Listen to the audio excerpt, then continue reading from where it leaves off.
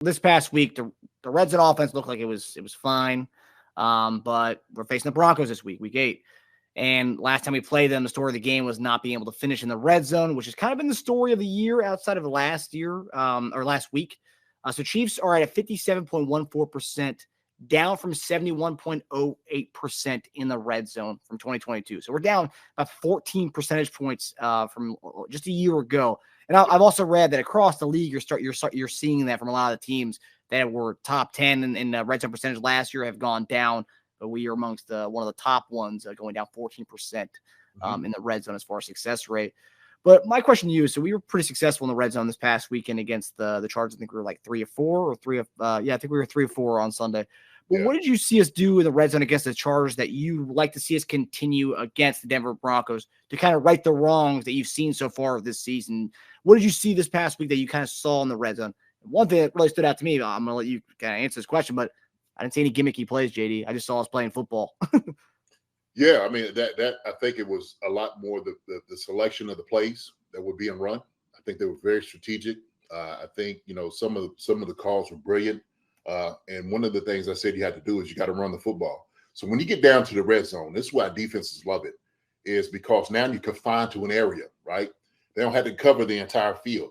So now we get down in the box, 10, 15 yards, it actually go to the defense, right? Because now all of a sudden everything gets tighter. And so what you have to do is you got to make sure the defense covers every blade of grass on the field in the red zone. That's what you have to do as an offense. And so what I seen was it was a lot of that motion. It was a lot of that deception. It was a lot of those things like, oh, here we're going to do this, but we're doing something else, right?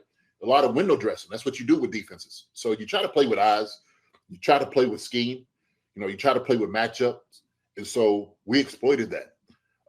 Andy and Matt Nagy did a great job making the calls. That's the difference I saw. Not to mention the whole added piece from McCole Hardman, right? I'm going to just tell you what a whole week does with a guy that adds to your entire arsenal, okay? Because now all of a sudden it changes things, right? It changes things. Heck, we had our guy, man, the unfortunate for him going through what he's going through right there at this moment. I don't know. Justin Ross trying to throw something up to him.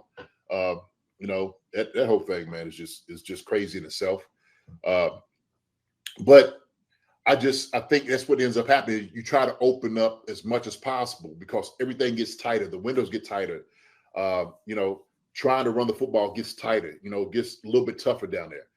And so what you have to do is you got to take chances, man, but you can't be gimmicky. You can't just do those things, right? We ain't doing the whole, the ring around the roses thing like that, right? The snow globe. We're not quite there yet, okay? And we will get there. We're just not quite there yet. And so a lot of that is the trust. A lot of that is where you're not having the success that you had in past. You got to establish that. And so this was a good week, especially against a Chargers team, which is a very tough team that we played to score points. That's what you want to be able to do, score points. And so when you go against Denver, you just got to keep that thing going. That's what it is, and you work with percentages on how many touchdowns you should score when you're in the red zone, right? And so I got to have my man on here, Al Saunders, to talk. I seen him at the thing as well. And I was like, JD, I would love to come on your show. So I was just come in and just talk, offensive philosophy, man, and just blow people's minds. Because when Al comes in, he'll start talking about it. When I'm telling you the professor is in, you got to hear him talk and speak about offenses and what it all entails. A successful offense, we had it for years in Kansas City, man. We was leading the league. It was all out. So yeah, I'd love personally. I mean, obviously, I'd love to talk to Al Saunders. You know what? Maybe get some insight on what he thinks about my 5-on-5 flag football plays, JD. I'm sure he'd cook something up for me. I'm sure he'll have the 20 plays for you. And with the 5-minute conversation, you'll have 20 plays, easy. JD, we talk about rhythm, especially for running backs, right? Like we said, like the beginning of the year, like we need to get Pacheco going. Running backs need more than 8 carries. They need more than 9 carries to kind of get a rhythm going. Mm-hmm. And we talk about rhythm and we talk about gimmicky plays. And we see some teams where they bring in, like, for example, like New Orleans Saints, where they bring in like Taysom Hill to come in and like do a play here or two when the offense is kind of humming. Then all of a sudden you just put Taysom Hill in there. It just kind of kills the whole like vibe.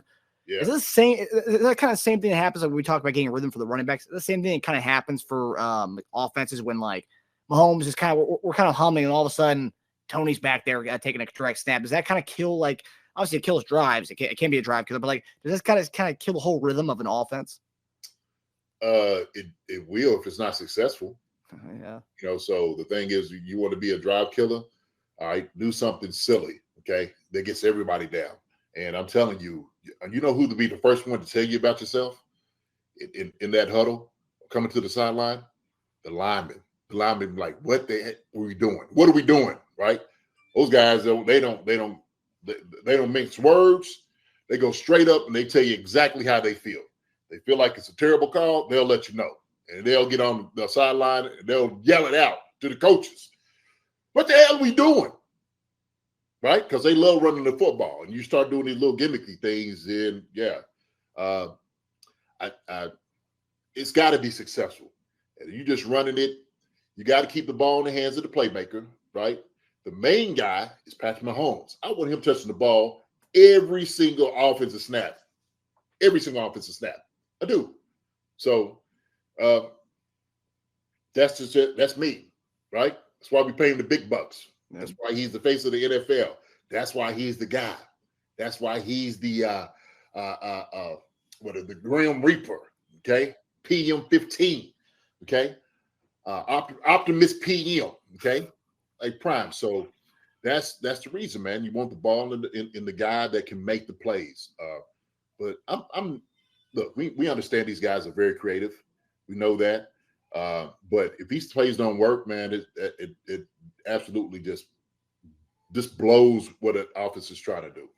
And Pacheco has warranted getting more carries, trying to get into the rhythm. This last game was a little tough because he wasn't really getting a whole lot of yards. And so I know it gets a little frustrating. And so offense is like, well, we can't keep beating a dead horse if it's not working, right? Yeah. You try to force some things, but sometimes forcing those things doesn't necessarily work.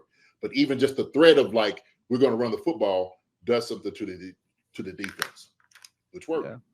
Yeah. I mean, like it was one of the worst games as far as yards per carry for Pacheco. And I know some people were upset where the amount of carries and touches but the amount of snaps that CH got in that game is just trying to provide different looks if something's not going. Sometimes you got to do that, man. But like we got McKinnon too. Let that joker touch the ball. Right. Yeah. Hi, everybody. Thanks for watching. Subscribe here to get the latest from the show. Also, be sure to check out the best clips from Chief Concerns. And if you prefer to listen to the show, subscribe and follow us on Apple Podcasts, Spotify, and anywhere else you get your podcasts.